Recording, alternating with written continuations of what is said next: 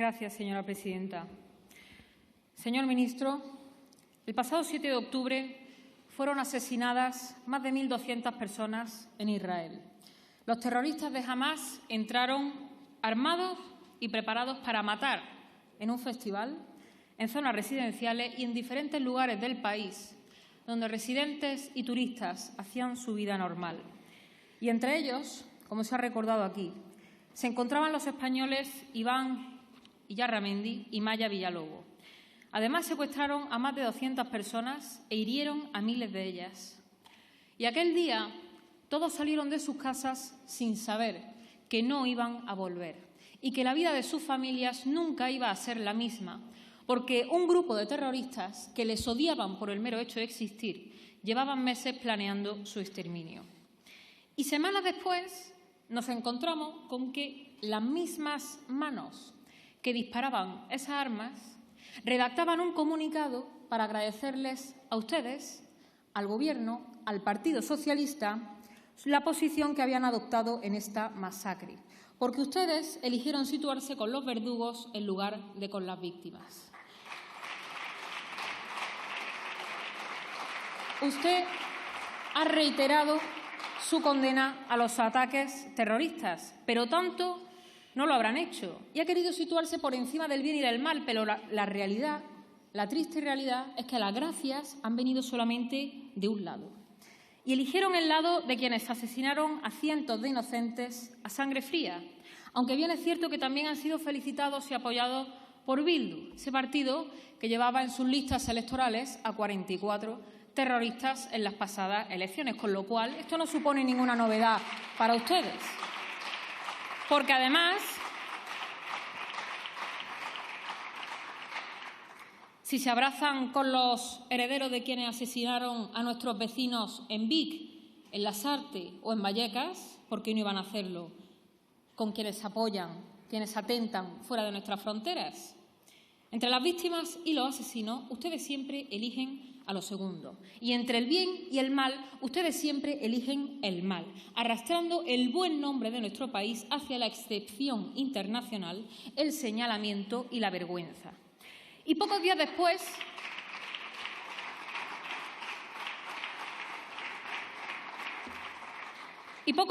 de los ataques, y con las familias de las víctimas en vilo por los secuestros y por la incertidumbre, nos encontramos con que su Gobierno, capitaneado por la entonces ministra de Derechos Sociales y Agenda 2030, señalaba que había que romper relaciones diplomáticas con Israel, con el país que había sufrido los atentados y que sigue enterrando a sus compatriotas. Pero no es una postura aislada, es la posición oficial del Gobierno, por mucho que ustedes, les repito, quieran situarse por encima del bien y del mal. Porque recientemente vimos cómo Sánchez calificaba de anécdota los vídeos grabados por los terroristas, unas imágenes en las que les aseguro que se puede ver con toda claridad y crudeza lo que allí ocurrió.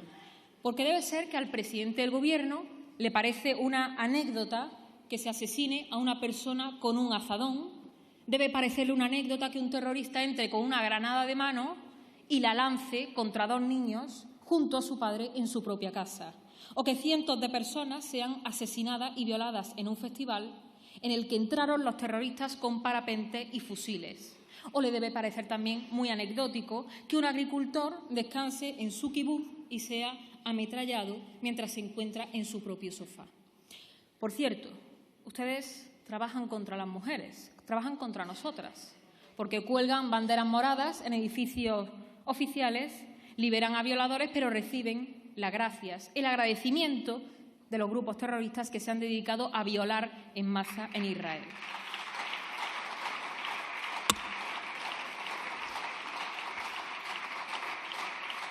Señor ministro, yo también vi esas imágenes y no las vi durante 20 minutos, las vi durante 47 y le puedo asegurar que eso de anecdótico tenía bastante poco.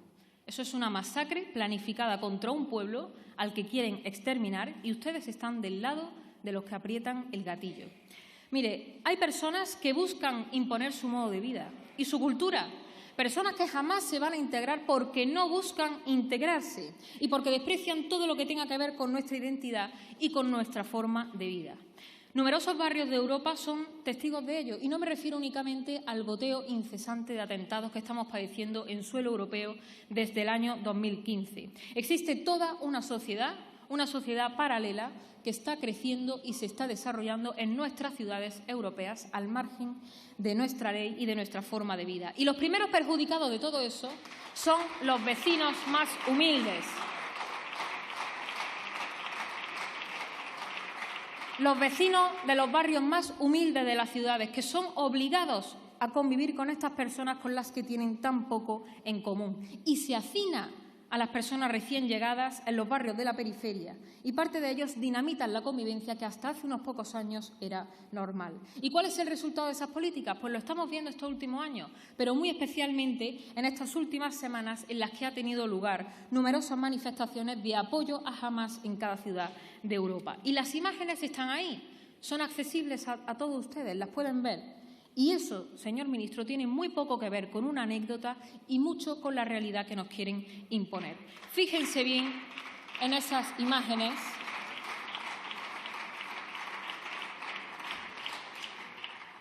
Fíjense bien en esas movilizaciones, porque es una representación muy viva del lugar al que quieren llevar a Europa. Nuestras calles han cambiado y ya no se parecen a aquellas en las que las puertas de las casas solían estar abiertas. Ustedes han hablado de que hay 300 lobos solitarios, pero la cifra desmiente su propio relato, porque 300 ya no son solitarios, ya son una verdadera manada. Y ustedes, la izquierda de moqueta y pancarta, han creado una pinza con el islamismo más radical porque odian cosas muy similares. La civilización occidental, nuestros valores y las personas que hicieron de nuestras sociedades los sistemas garantistas y libres que eran hasta hace muy poco. Y esta deleznable postura que mantienen desde el Ejecutivo compromete el nombre de nuestro país y las relaciones con Israel. Un país que ha retirado temporalmente a su embajadora debido a la actitud que han manifestado ante un asunto respecto del que no cabe ponerse de perfil, pero mucho menos cabe ponerse del lado de los asesinos. No es que Sánchez sea rehén de su socio. Ustedes no son rehenes de su socio. Ustedes comparten sus mismas ideas y, por ende, actúan en consecuencia. Y si mañana ustedes necesitaran los votos de Hamás para una hipotética investidura, no me cabe la menor duda de que ustedes amnistiarían a los que entraron a masacrar la vida de decenas de inocentes.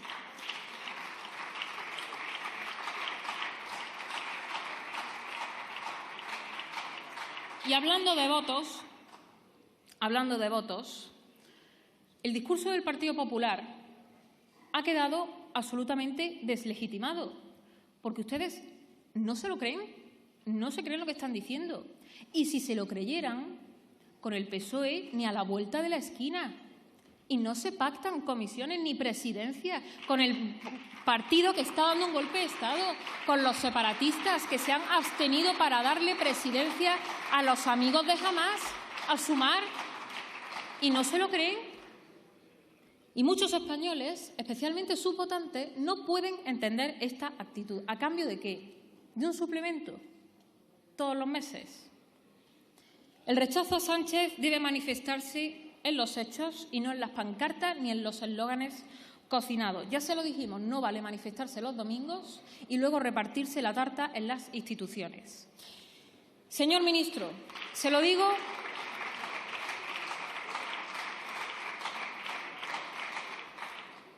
como española, ni siquiera como miembro del grupo parlamentario, ni siquiera como portavoz, ni como política, se lo digo como española. Y yo creo que habrá muchos españoles que convendrán conmigo.